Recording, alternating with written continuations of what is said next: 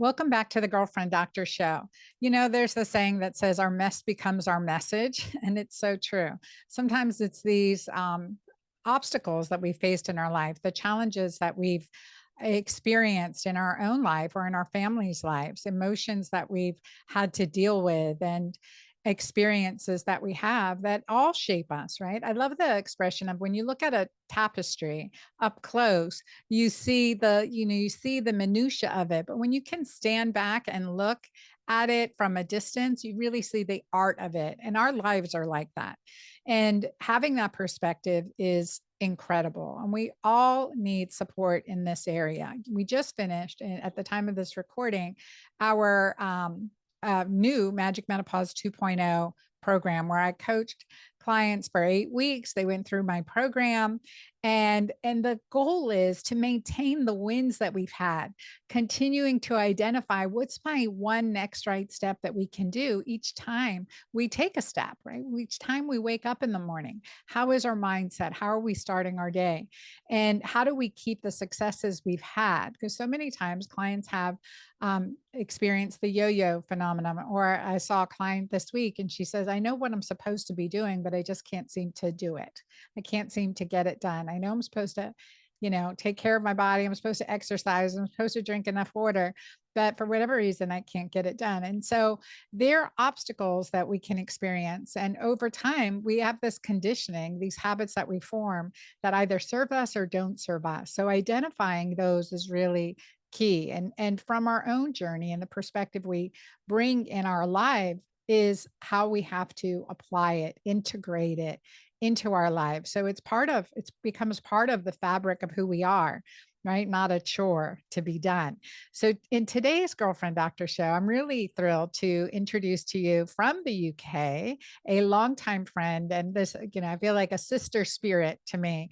And I'm really excited to have conversation with her today on the Girlfriend Doctor Show. My guest today is Angela Foster, and she is an award-winning nutritionist, health and performance coach, a keynote speaker, travels around the world, and she hosts the High Performance podcast, which is it's in the top 1% rated global podcast. I mean, this is a big deal. She is also the creator of Biosyncing, a blueprint for high performing women who want to ditch burnout, harmonize their hormones, and elevate their life. So, for many reasons, I have her on, but definitely to share about these strategies and how we can overcome the obstacles that are holding us back, and so that we become more of who we want to be in life. So, welcome, Angela. Thanks, Anna. It's so great to be here. So great to see you again after we were out in Colorado together. Yeah. So I know that was like almost 8 months ago. It doesn't feel like it was that long ago. We're like, oh, we'll circle back. We'll get we'll get together, and I'll be seeing you sometime this summer in London, I hope. So yeah, so good amazing, to see amazing. you. Tell our audience a little bit about your journey. What makes you so passionate about doing this? Because a podcast, coaching, programs is a diversion from your initial career in education. So I know there's a good story behind it. Yeah, there's a good story.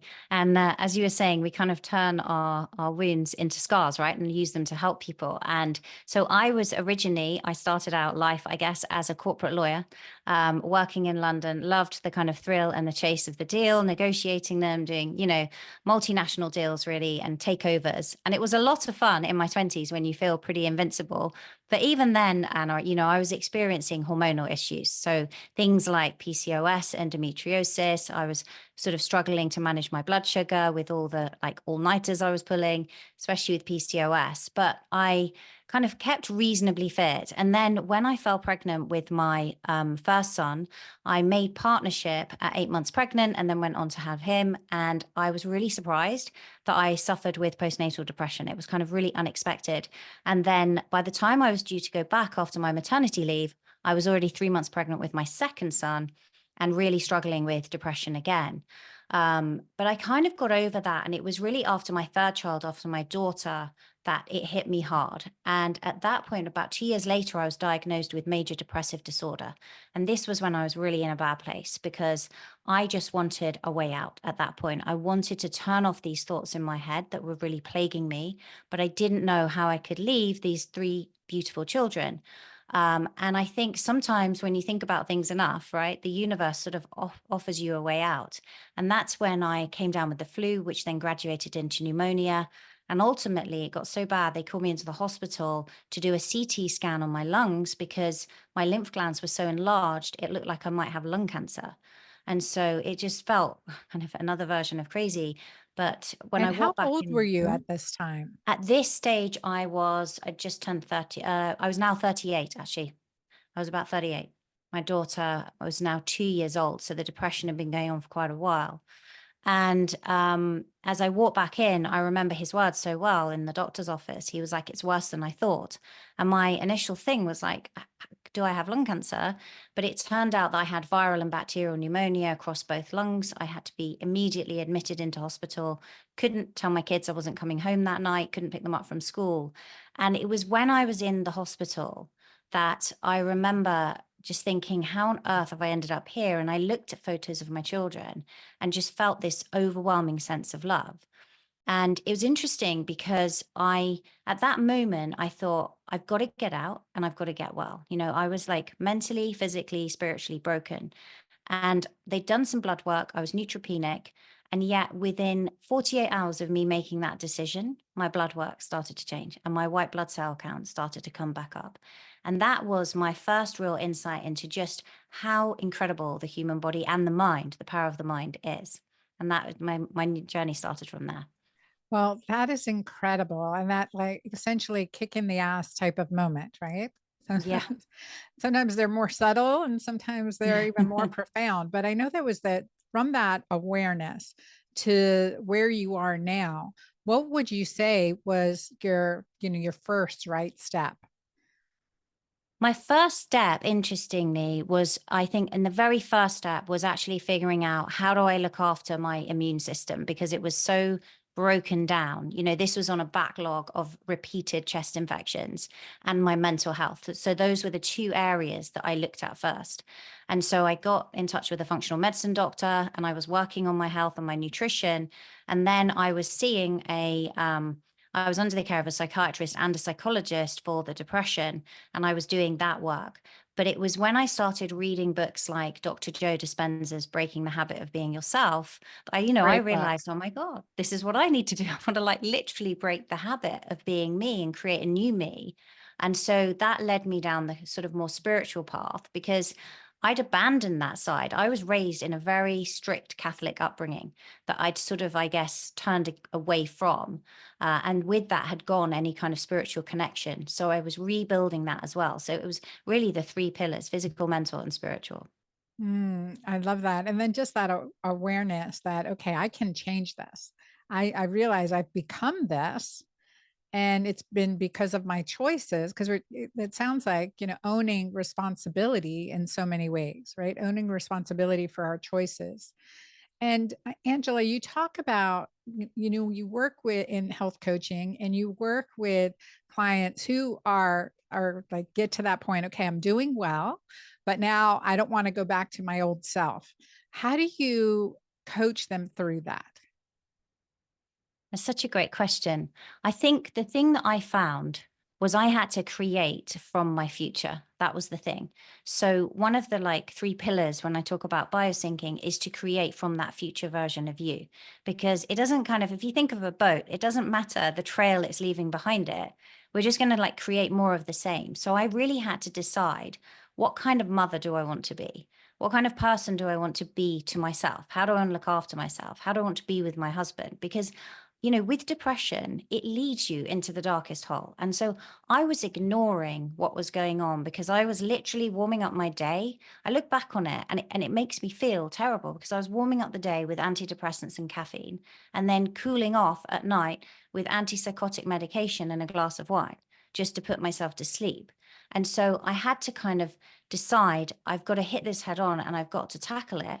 because otherwise something serious was going to happen. That hospital experience had shown me. And so I started to think about, who do I want to become and how do I want to show up? And that's how I started to create that new version of me. And that's what I do with my clients, is encourage them to create from the goal and think about, who do they need to be in order to achieve that. I think about that in longevity. I ask my clients, okay, picture your naughty 90-year-old self. Like, what does that look like? Or your 90-year-old self, what does that look like? And I like to say naughty 90, because it kind of just, it's energetic, it's fun, it's spiky, yeah. So like for me, it's that naughty 90, riding horses still with grands and great grandchildren, God willing, all healthy, and cooking in the kitchen and doing some two-stepping later in the afternoon. So I that love is kind of that. like my naughty 90 self. So I Yeah. think for myself, it's okay, what do I have to be doing now in order to be doing that at 90, at this point, at 58 now? What do I need to be doing at 58, 68, 78, 9, 80, 90? So I think that's an important piece that I've found too, to help my clients kind of visualize themselves and reverse engineer it, like you said, create from the future version of yourself. Who is that person? How are they showing up? And one of the things in my clinic notes, I usually give clients some reading homework, right? So bibliotherapy, I call it. And Breaking the Habit of Being Yourself is one of the books that I often refer my clients to, because just shifting the framework, recognizing our responsibility. Now we've created, many aspects of the life and the health and the body that we're in now, and then shifting that concept, that mindset.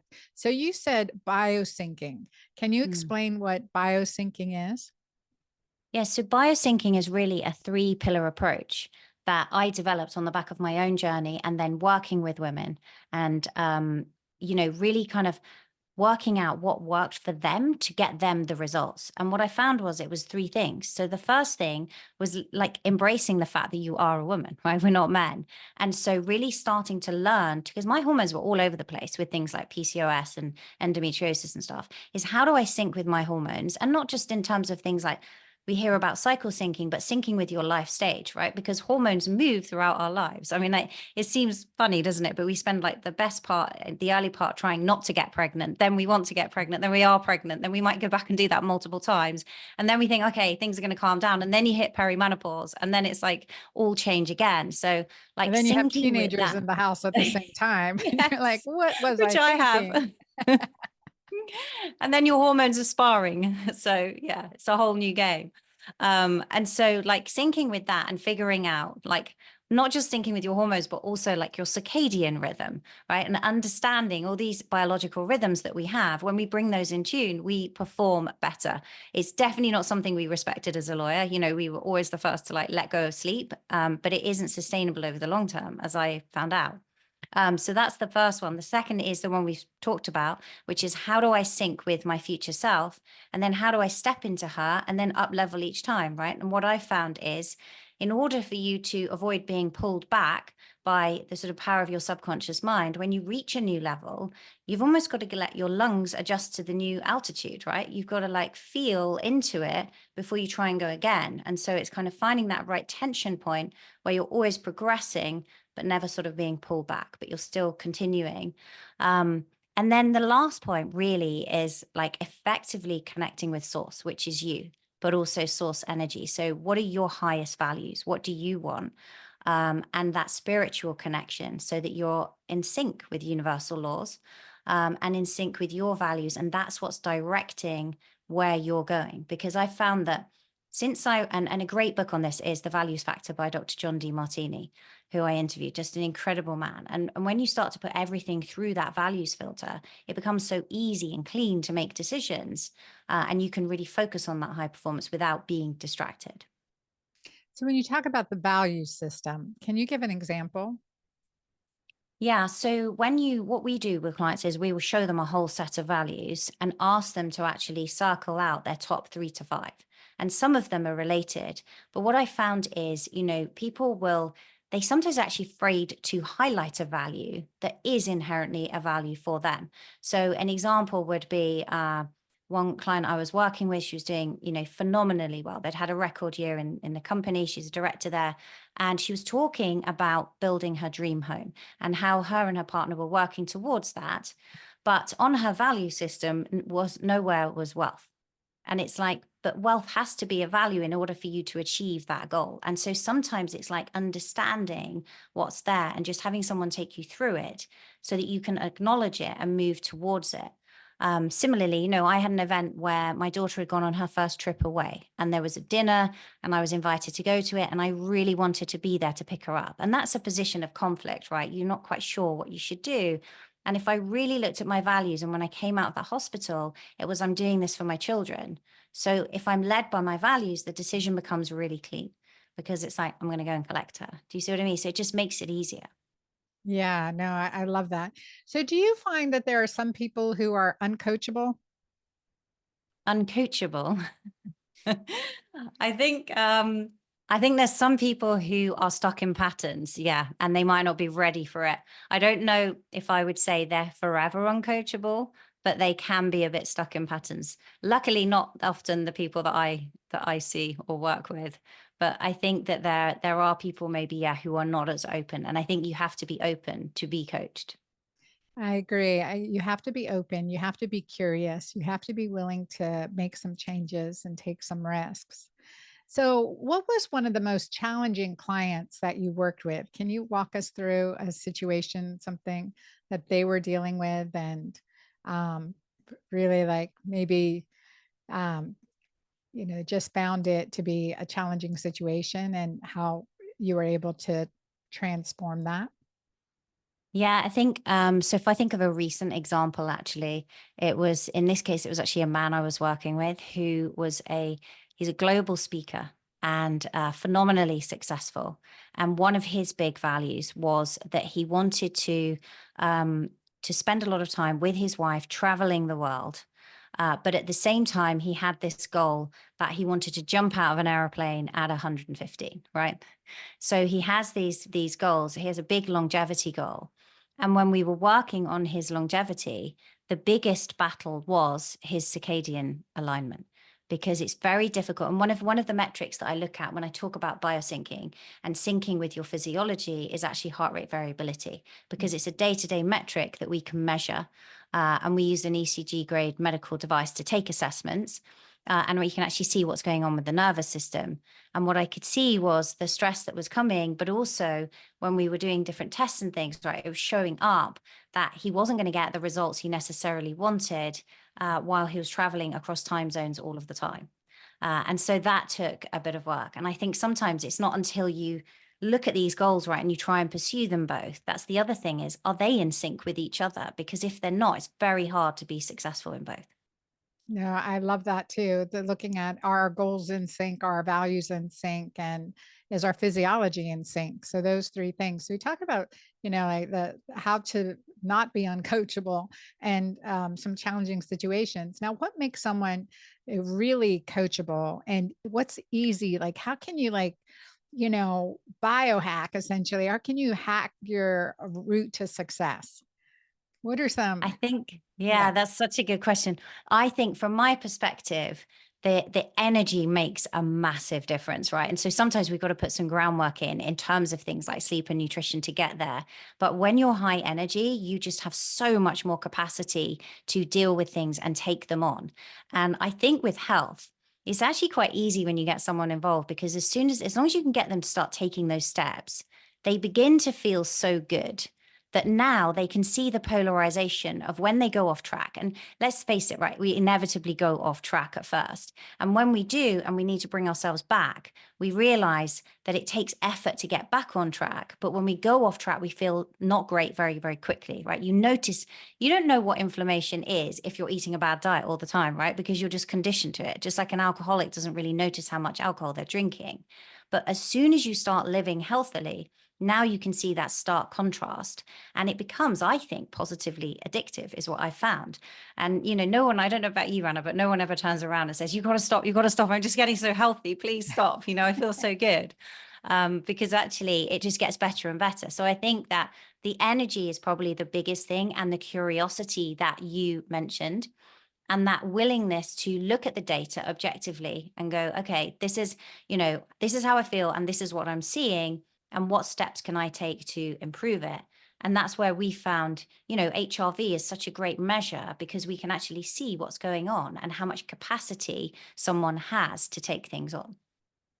Now, I love that, looking at heart rate variability, because as an obstetrician gynecologist, one of the things that we do throughout a woman's pregnancy, and definitely during labor, is listen to heart rate variability, right? We Interesting. listen to the baby's heart rate variability, and the good high variability, that's a healthy baby. We can keep watching. There's no rush here. Got a good, healthy baby. And when that variability starts to decrease, then it's like, I need to deliver this baby right away. That's a signature that there's stress, there's high stress in situation.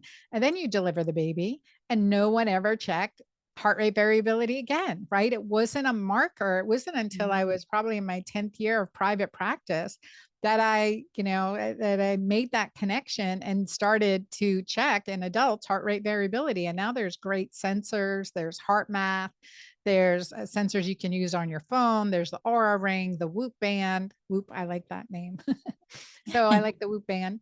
And, there's different ways to continue to check. So I love how you've tied that in to high performance coaching. And like, you talk about how you use biosyncing in high performance coaching. So is Mhm. that this way with the heart rate variability and Yeah. addressing those three pillars? Yeah. And so what we're doing with the heart rate variability aspect is like syncing the heart and mind for coherence, right? So that it's lined up and we've got that really good communication with the vagus nerve. And what's really interesting is, you can look at all the biohacks for heart rate variability and go, okay, so I'm going to go to bed and wake up at the same time every day. I'm going to be really well hydrated. I'm going to do certain breathwork techniques. But then what we found when we're looking, like really diving into the data, is it comes back to the values again. If someone's living in alignment with their values and they're in flow, their heart rate variability is increased. And sometimes it's higher than we see at night. So for example, I had a mum, she's got 5 kids. She's like fully invested just in them, right? She's a full-time mum. And she was getting the kids off to school, doing their breakfast. For some women, this is going to be a stressful time. For other women, they love it. And she loved it. And we actually saw her HRV was higher than when she was asleep in that situation. And that's why it kind of comes back to, right, what do you value? Because that's what keeps you healthy, as well as helping with that state of high performance. I love that. I love that perspective and tying that in. Is there something you can coach us all through right now to increase our heart rate variability? Is there something we can do while we're at work? We're having conversations that we're like, okay, I want to get in flow right now. I realized I Yeah. was stressed and thinking and rushing and all of these things. What can we do? So there are a few different like breathwork techniques that you can do. So one of them, as you know, is 4-7-8 breathing, which helps with GABA production and calms you down. So that's where you breathe in for 4 and you hold for 7 and then you breathe out for 8. But there's also another one that people can use where it's more intuitive. And what you're looking at is the heart and lung coherence, which is resonant frequency breathing. And generally, it will be an in breath of 4. And so we can do this now if you want, but Yeah. I'm just going to warn, yours may be slightly different, right? So when you can use an app, there's a great free app called Breathing, I think, by Awesome Labs. And you can program it by millisecond and it has a bubble and you just follow it and you'll find, because it's meant to feel good when you find your resonant frequency. So in for 4 and out for 6, which is what we would do, may feel a little fast for you or it may feel a little bit slow. And that depends on your resonant frequency. But when you find it, you will know, because you will feel like you've come home to yourself and you'll feel calm. And then you can use that on demand. But what's so interesting is that when I've had clients who are just like red kind of sympathetic drive all day long, and we introduce elements like short segments of resonant frequency breathing, when they're in that high sympathetic drive and we look at their sleep, it's sympathetically driven most of the night. So they're not recovering. And then we introduce resonant frequency breathing and now they go into the green at night and they get the deep recovery. So it just shows you like how what you do in the day is mirrored sometimes at night. Not in all cases. There's other people who are like, go, go, go, go, go, fall asleep and they relax and they're just fine. But for some people, that sympathetic drive continues into the night. So that would be one way. So that's where you breathe in for 4 seconds and slowly exhale for 6, but it will be milliseconds either side. And so when you say about that high resonance frequency, like, and each one has our own signature one, how do you like how do you identify when you've tapped into that? So you can use, and Dr. Leah Lagos would be like probably the world expert on this. She works with kind of like top hedge funds and professional golfers to, because if you think about a golfer taking a shot, they really need to be in the zone, right? And all eyes are on them. It's an individual sport. It's not that fast moving when you're doing it. The time has just slowed down. So they would use this technique. And so you can use a device like, for example, if you have something like the Elite HRV app that you connect with a Polar H10. I love the Whoop as well, but the wrist-borne devices are probably not going to be quite enough. Sometimes they can connect with those apps, but the way they measure may not be instant enough for you to see it, whereas a chest strap can. Or what we use is First Beat, which is from Finland. And so that actually has the electrodes and you put it on and you can just take assessments and you can literally see, and the client can tag the events all day long. So they can say, you know, I was working out, I was in a stressful meeting. You can actually see what was going on. And so what What's we that see one is cost? What's it's that one called, called? what's that? Sorry. What's that one called again? It's called First Beat. First beat. First Beat, Oh, yeah, beat, and beat. Okay. First Beat, yeah. And generally with that one, it's not like a wearable that you wear all the time. You just put it on for say 24 hours or 5 days, just to take 3 days, take an assessment. But what we see is when someone finds their resonant frequency, generally they will move into the green. So you'll see that parasympathetic system kick in. But what Dr. Leah Lagos talks about is, how do you feel? Like, really, that's a really good guide. And so if you suddenly feel really calm and it doesn't feel too quick or too slow, you probably found it, and you start to feel that deep sense of relaxation. So even going with the feel and just using something like Awesome Labs, where you're using the bubble to figure out where yours is, and then you can just drop into it on demand once you've learned that technique. So it's that identifying with what feels like you're in the flow and also getting that feedback. I mean, biofeedback is so powerful. Getting Yeah. that feedback, yep, you're there. And then watching how that changes your sleep quality, which we know is so more important than the hours we're sleeping. It's the quality of our sleep. Would you agree with that, Angela? I think so, personally. Yeah, 100%. And I think that everyone says, oh, you must sleep like 7 to 9 hours. I found people who seem to do just fine on less, right? And all their, as you know, like their blood work and everything looks really good. They perform really well, but they're very, very efficient with the quality of their sleep. Whereas other people are in bed for ages and they're not actually sleeping that well. They're waking up. Like, Right. And yeah, I so being agree. able to evaluate that is really powerful. So sleep monitors are probably one of the best, you know, data sources that I know that I can give my clients, like having them tracking their sleep, monitoring that, what's the quality of the sleep, what's interrupting their quality, Mm. and what's what's enhancing it. So Angela, with this, like also with high performance, like when you talk about someone who's a high performer, do they have limits? Do they, I always think of like, NASA says, we know the sky is not the limit, right? Because they've been to outer space. So there's often limits we put on ourselves. And working with clients, it's often removing those limits, like not worrying about the how, the when, the where, or whatever, but just really focusing on that vision, that dream big type of concept. So if you feel like you're playing small, how do you like how do you guide someone into playing even bigger?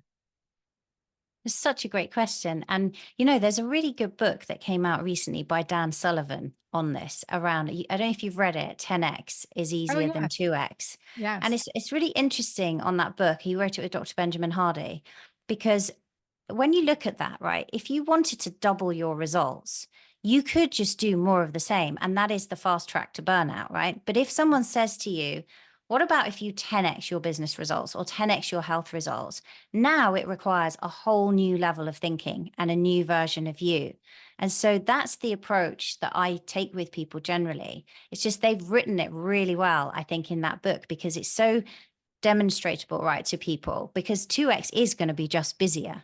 And you can't really succeed at any pace with that. But then I also think, you know, when you are visualizing the goal, when you set your sights right on something really sky high, Then you've got to focus on the process of getting there. And I think even with visualization, visualizing the outcome, but also visualizing yourself taking those steps is really powerful as well, because then you're kind of being, again, guided by the heart and the mind, right? And so you're kind of matching up with universal intelligence, because you've got inner intention and outer intention, and now they're being mirrored. And that's when you start to get those synchronicities, right? That you didn't think were going to happen. And as you say, you didn't need to worry about the how, because someone just contacts you and it's like, hey, I have this great opportunity that just is totally in sync with the goal you were trying to achieve. And I think that, again, just comes from being in sync. I love that. And Angela, what is like your 10x vision? When you think of that 10x, you know, in the book, 10x is easier than 2x. What have you set for yourself as your high performance goal or your 10x? I mean, you do like Yeah. everything seems so in sync and in flow from the outside looking in right now. And you're like, okay, it looks like you've already, you know, you've already reached that. So then how do you, what's your conceptualization of scaling even greater?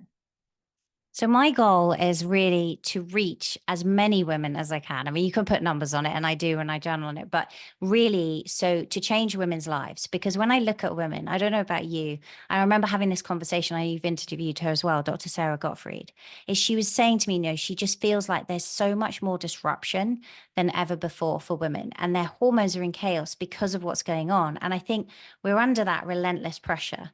And it's amazing all the success we've had, right, in work, and just in the last kind of 80 years or so, maybe not even it's as long as that, but with it has come a great cost. And so I want to inspire and educate and coach women to have that state of high performance while still taking care of their health and their families. So they really, truly can have it all.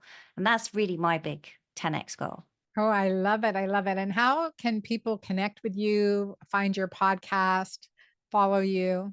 Share that with Yeah, our thank audience. you. So it's the High Performance Health Podcast, of which I think I've done 2 interviews with you, Anna, and I think you're coming back, which will be amazing. And Thank then you. my website is Angela Foster Performance. You can find me on Instagram. It's probably the most active platform at Angela S. Foster.